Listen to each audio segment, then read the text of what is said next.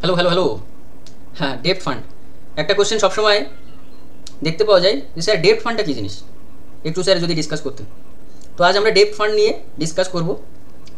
এখানে সেবি 16টা ক্যাটাগরিতে date ফান্ডকে describe করেছে, যেখানে পরপর আমরা আলোচনা করব what is debt fund. Debt ফান্ডের মধ্যে ডেট ফান্ড অ্যাকচুয়ালি আর কিছুই নয়, এটা হচ্ছে ফিক্সড ইনকাম সিকিউরিটিতে পয়সাটা ইনভেস্ট হয়, টাকাটা ইনভেস্ট হয়। Bond market, treasury bill, government security, corporate bond, debenture, এই সমস্ত জায়গায় টাকাটা, বা সভারেন গোল্ড বন্ড, এই সমস্ত জায়গায় টাকাটা ইনভেস্ট হয়। তো এখানে ফার্স্ট ক্যাটাগরি হচ্ছে ওভারনাইট ফান্ড। যদি আপনার ইনভেস্টমেন্ট হরাইজন একদিনের ম্যাক্সিমাম 24 ঘন্টা থাকে, তাহলে আপনি এই ওভারনাইট ফান্ডে আসতে পারেন। দ্যাট মিনস এই টাকাটা শুধুমাত্র যেটা এক সপ্তাহের মধ্যে আপনার কাছে আপনার লাগবে, সেই টাকাটা এখানে যাবে। এটা ডেট ইনস্ট্রুমেন্ট। টাকাটা আপনি কিন্তু ওভারনাইট ফান্ডে পার্ক করতে পারেন।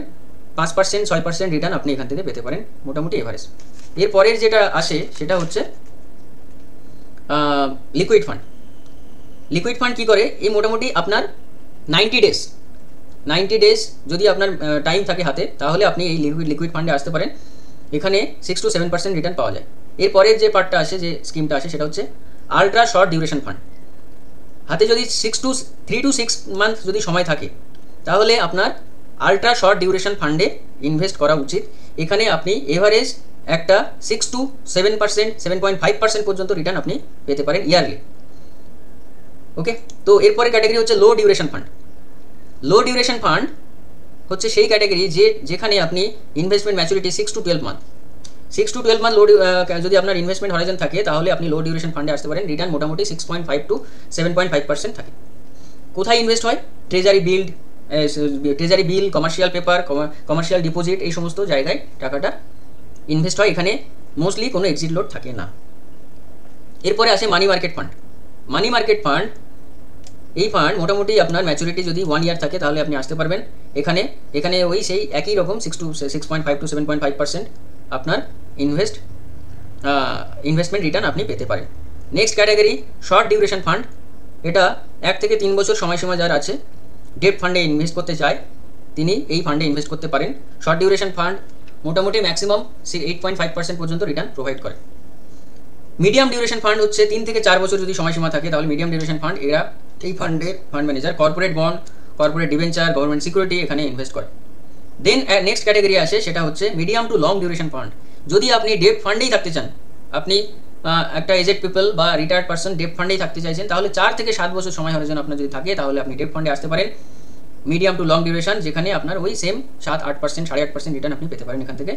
এরপরে ক্যাটাগরি আছে লং ডিউরেশন ফান্ড, যেটা 7 বছরের অধিক যদি সময়সীমা থাকে আপনার, তাহলে আপনি ডেট ক্যাটাগরির মধ্যে আসতে পারেন লং ডিউরেশন ফান্ড। যদিও এই ফান্ডগুলো লেস রেকমেন্ডেড, যেটা 3 বছরের ঊর্ধ্বে যদি সময়সীমা আপনার থাকে, তাহলে আপনি হাইব্রিড ক্যাটাগরিতে যেতে পারেন। এই ফান্ডগুলো এতটা এফেক্টিভ নয় সবার জন্য, বাট খুব ওল্ড এজ পিপলদের জন্য এটা রেকমেন্ড করা হয় মাঝে মাঝে। এরপরে ক্যাটাগরি হচ্ছে ডাইনামিক বন্ড ফান্ড। এটা ইনভেস্ট করে অ্যাক্রস ডিউরেশন এবং ডেট স্কিমের মধ্যে আসে ডাইনামিক বন্ড ফান্ড। এটা কিন্তু কোনো রকম ফিক্সড কোনো ডিউরেশন নেই, এবং 7 to 9% রিটার্ন এখান থেকে আপনি পেতে পারেন। মিডিয়াম টু হাই রিস্ক, এবং শিফট করতে পারে, মানে যে ম্যাচুরিটিস অ্যাগ্রেসিভলি একটা জায়গা থেকে অন্য জায়গায় টাকাটা শিফট করতে পারে। ডাইনামিক বন্ড ফান্ড নামটা থেকে বুঝতে পারছেন। কর্পোরেট বন্ড ফান্ডের পরে কর্পোরেট বন্ড ফান্ড হচ্ছে, এটাও কোনো রকম ফিক্সড নেই। এখানে আপনি 7.5 to 8.5% আপনি রিটার্ন পেতে পারেন।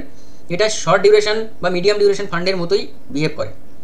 Minimum investment in corporate bond 80% থাকতে হবে, এবং এখানে এটাও ডেট ইনস্ট্রুমেন্টের মধ্যে এটাকে ধরা হয়। এরপরে যেটা আসে সেটা হচ্ছে ক্রেডিট রিস্ক ফান্ড।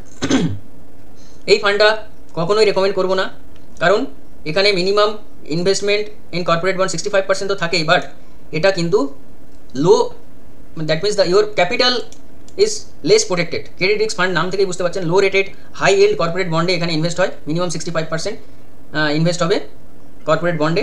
8 to 10.5%, 10.5% পর্যন্ত রিটার্ন আপনি পেতে পারেন, বাট আপনার মেন ক্যাপিটালটা কিন্তু রিস্কি জায়গায় চলে যায়। মানে স্মল ক্যাপ ক্যাটাগরির ফান্ড স্টকেও কিন্তু, স্টকের যে বন্ড, সেখানে কিন্তু এই টাকাটা চলে যায়। সুতরাং এটা কিন্তু আপনার রিটার্নটা, আপনি যদি রিটার্ন চেস করতে চান, তাহলে ডেট ফান্ডে কিন্তু রিটার্ন চেস করা যাবে না। ডেট ফান্ডের মেন ফোকাস হচ্ছে, মেন এখানে প্রিন্সিপাল হচ্ছে আপনার ক্যাপিটালকে প্রোটেক্ট করতে হবে, এবং একটা মার্জিনাল রিটার্ন, একটা অ্যাকচুয়ালি ইনফ্লেশন থেকে বিট করতে পারছে এরকম একটা রিটার্ন আপনি এখান থেকে এক্সপেক্ট করুন। আপনি যদি ডেট ফান্ডের এগেনস্টে যদি বেশি রিটার্ন চান, তাহলে আপনার ক্যাপিটালের উপরে প্রবলেম হয়ে দাঁড়ায়। এর পরের স্কিমটা হচ্ছে ব্যাঙ্কিং অ্যান্ড পিএসইউ ফান্ড।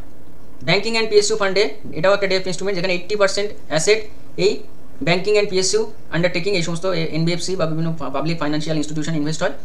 এটাও একটা ফান্ড যেখানে আপনি টাকা যদি মনে করেন ডেট ইনস্ট্রুমেন্টে রাখবেন এবং ব্যাঙ্কিং অ্যান্ড পিএসইউ সেক্টরটাকে আপনি ভালোবাসেন, তাহলে আপনি রাখতে পারেন 7 to 8.5% রিটার্ন আপনি পেতে পারেন।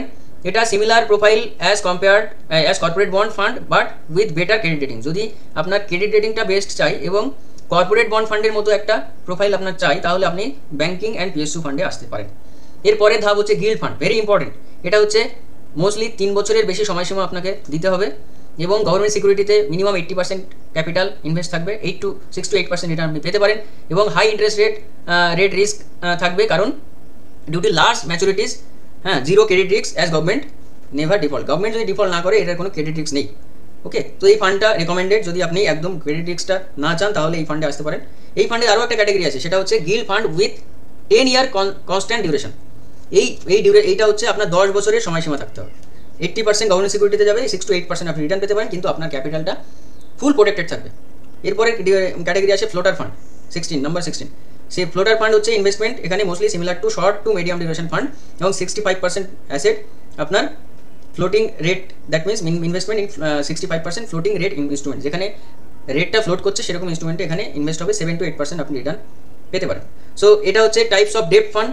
আপনার এখানে যদি আসতে হয় তাহলে আপনি যে টাকাটা আপনার এমার্জেন্সি ফান্ডের জন্য কাজে লাগছে, যে টাকাটা 1 বছরের জন্য আপনার কাজে লাগবে, সেই টাকাটা আপনি এই সমস্ত জায়গায় রাখতে পারেন। বাট এটা লেস রেকমেন্ডেড, বিকজ এখানে যে প্রফিটটা আপনি বুক করবেন সেটা আপনার ট্যাক্স লাভ অনুযায়ী আপনার ট্যাক্সেশনের মধ্যে আসবে। সুতরাং আপনি যদি ইকুইটিতে ইনভেস্ট থাকেন তাহলে আপনার short term capital gain, long term capital gain, সেটা হচ্ছে আপনি অ্যাগ্রেসিভ হাইব্রিড ফান্ডে আসতে পারেন, যেখানে 65%-এর উপরে যদি আপনার ইকুইটিতে ইনভেস্ট থাকে তাহলে কিন্তু সেটা আপনার ডেট ক্যাটাগরি থেকে বেরিয়ে যায়। সুতরাং আপনার এই ফান্ডে যারা high paying person, that means salaried person, 30% ওপর ট্যাক্স ব্র্যাকেট, তারা কিন্তু এই ফান্ডে ইনভেস্ট করলে এখানে যে প্রফিটটা আসে সেই প্রফিটটাও কিন্তু আপনার ইনকামে যোগ হয়ে যায় এবং ট্যাক্স লাভে আপনি চলে আসবেন। সুতরাং এই ফান্ডগুলো লেস রেকমেন্ডেড। এই ফান্ডগুলো থেকে এই ফান্ডে আপনি আসতেই পারেন যদি আপনি ফিক্সড ডিপোজিটের এগেনস্টে যদি আপনি ভাবতে চান, ফিক্সড ডিপোজিটের থেকে বেস্ট প্ল্যান এটা। ওকে, সো আজকে এই পর্যন্তই। আজকের ভিডিওতে আমরা ডেট ফান্ড নিয়ে আলোচনা করলাম। আপনাদের কোনো কোশ্চেন কোয়ারি থাকলে আপনারা আমাকে মেল করতে পারেন, হোয়াটসঅ্যাপ করতে পারেন বা কমেন্ট বক্সে জিজ্ঞেস করতে পারেন, সেখানে আমি অ্যান্সার করব। আজকে এই পর্যন্তই। থ্যাংক ইউ, ভালো থাকবেন সবাই, সুস্থ থাকবেন।